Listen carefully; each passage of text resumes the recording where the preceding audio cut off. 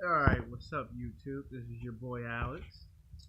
I didn't give you a video Friday or Saturday for 2 days. I wanted to give you guys a break.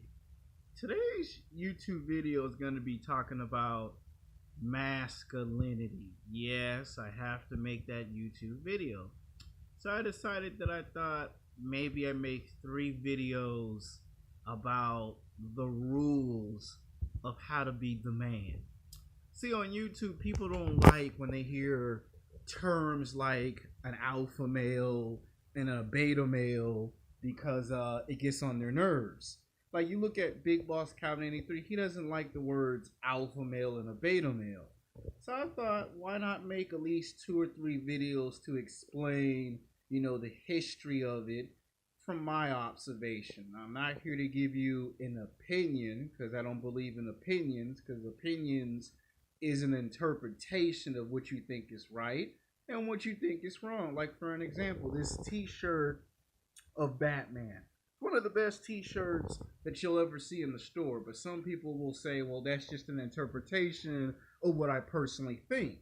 Here, I'm not here to give you an interpretation of what I think when it comes to a t-shirt. I'm here to talk about the rules of being the man. So this is only part 1, sex game, the rules to be the man. And of course, with these videos, I always throw in some sports to try to give you good, clear examples.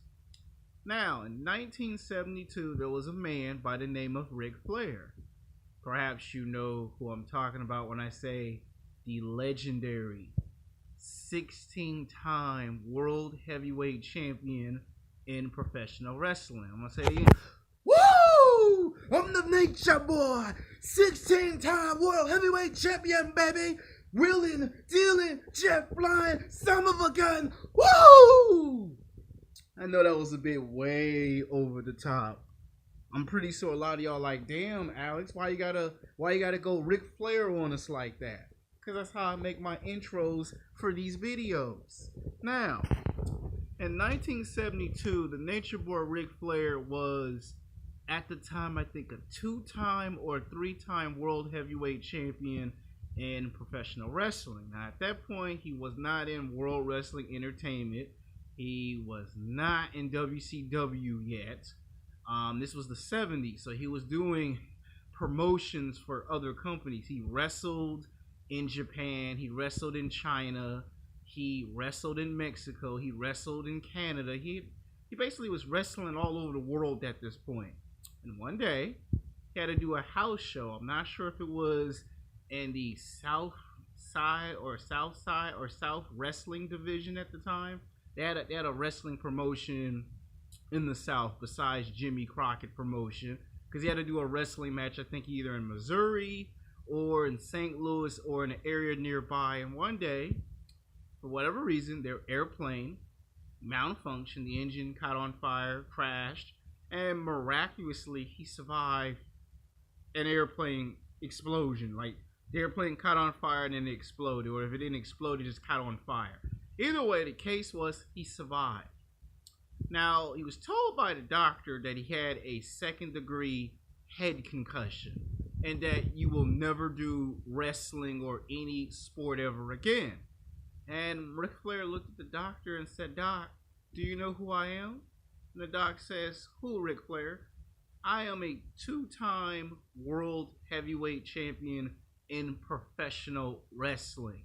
My job is to entertain the fans. The people paid their money to come see me perform and to give them the belief that I am the man.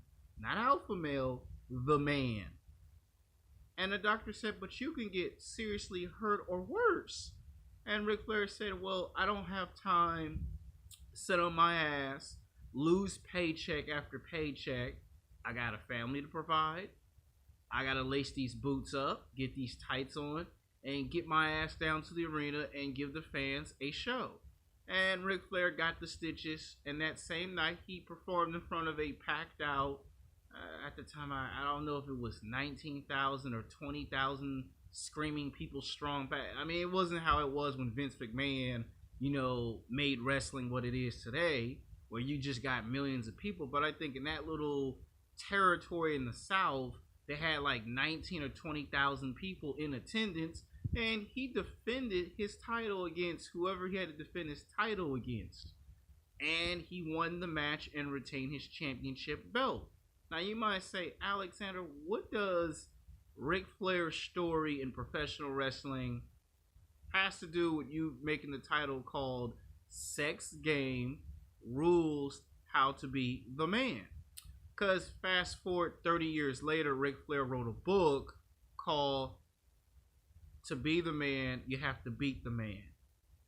And Ric Flair strongly believed in that in all sports: basketball, football, baseball, soccer, tennis, track and field, swimming, professional wrestling, boxing, martial arts. No matter what the sport was, no matter what your job title was, Ric Flair strongly believed that if you wanted to take another man's spot, you had to compete to be the best of the best. And you were to have no excuses. And Ric Flair showed a prime example of what true masculinity was. The man basically got a head concussion, thought about it. I could go home, get rest, take it easy for 5 months, and lose 5 months worth of paychecks. Or I can get my ass up and go out there and wrestle in front of these 19 to 20,000 strong people. And that's what the Nature Boy did his whole entire wrestling career. Today, we get people complaining that we don't have any real men. That a lot of men today in 2018 are cowards. They're losers. They run behind their mama. They let a woman do their job for them. They don't get taken serious. They get no respect whatsoever. And that's why I made this video, to kind of, I don't know, take a match out and lit the fire under a lot of people's asses and remind them that you can be a man like Ric Flair, the Nature Boy, 16-time world heavyweight champion. Yeah, I know professional wrestling's fake, but, well, then again, if you get seriously injured, then that's a different thing. But the point I'm trying to make in the video is that society today doesn't want no man to be a man. And where did the term alpha male and a beta male came from? Well, see, in the late 1990s, early 2000s, it came from these jackass pickup artists. The same jackass pickup artists who told you that if you get all the hot chicks, you're an alpha male. But if you are boring and you're lame and you don't have no game, then you're in a beta male.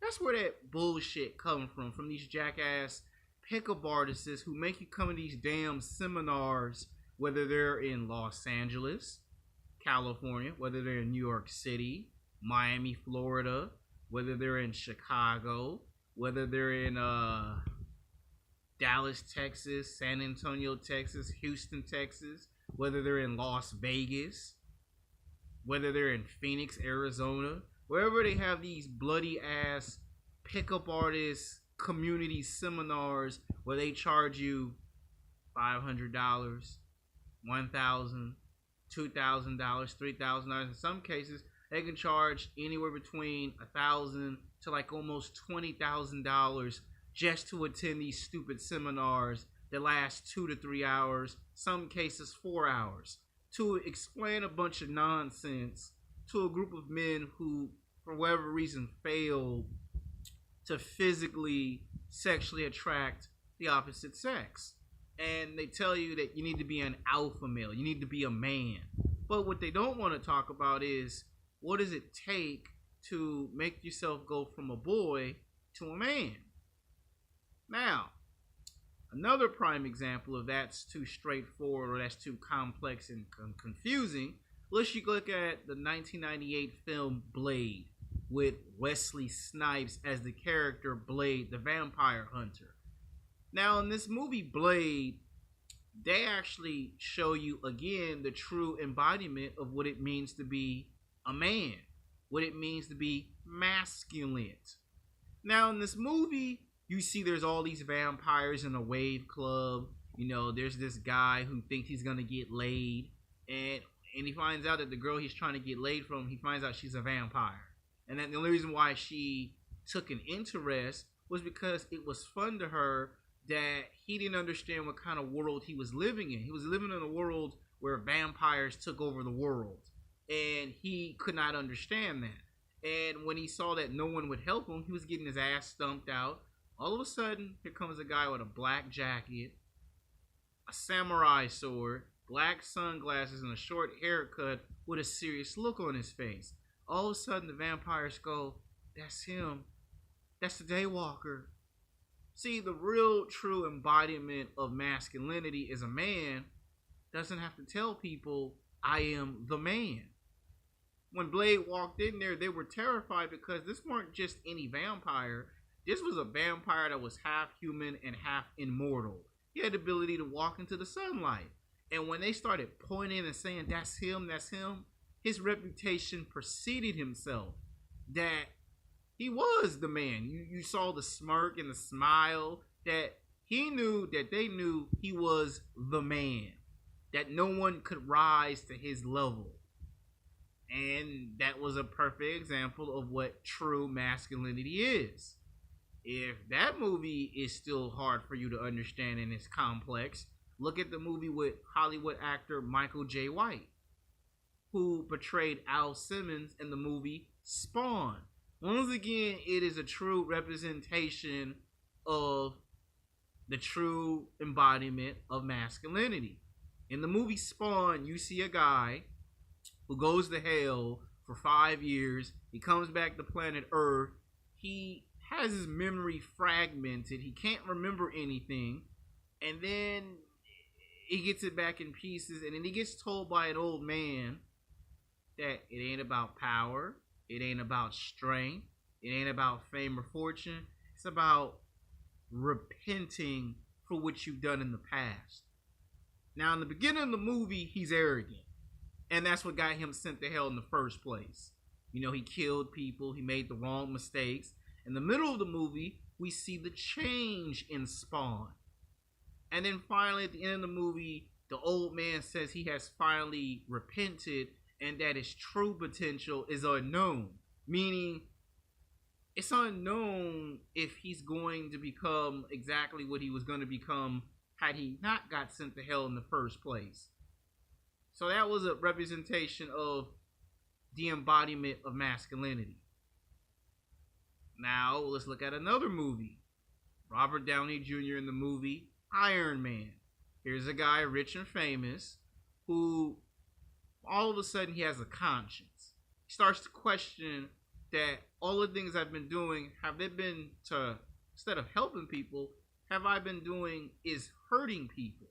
And when he comes up with this great invention, everyone wants their hands on his new project. And then you see all the trouble he has to go through to try to right his wrongs that he's done for so many years. And then, of course, there's Christopher Evans as Steve Rogers, Captain America. And what you see in today's time period is that society doesn't want a man to be a man. Society wants a man to be a bitch. Just be a marshmallow, be weak and soft, and not question anything or not try to take things to the next stage of evolution. And you did not get put on this world to just be bare minimum. You got put on this planet for a specific reason, for a specific purpose. Like Agent Smith said in The Matrix, you only exist because of purpose. And without purpose, you would never exist. Purpose is what guides us, drives us. Purpose is what makes a man fall in love with a woman in love with a man. Purpose is what makes a man wake up every morning with a sense of pride, reassurance that when I walk out this door 7 days a week, 24 hours a day, 365 days a year, I'm going to be the best of the best and be the best I can for me. And if I fail, I have no regret that at least I gave it all I had and more. Society don't want you to be Wesley Snipes' Blade. They don't want you to be Al Simmons' Spawn. They don't want you to be Tony Stark Iron Man. They do not even want you to be Steve Rogers Captain America. And they sure in the hell do not want you to be the 16-time World Heavyweight Champion Nature Boy Ric Flair. Because those were all men.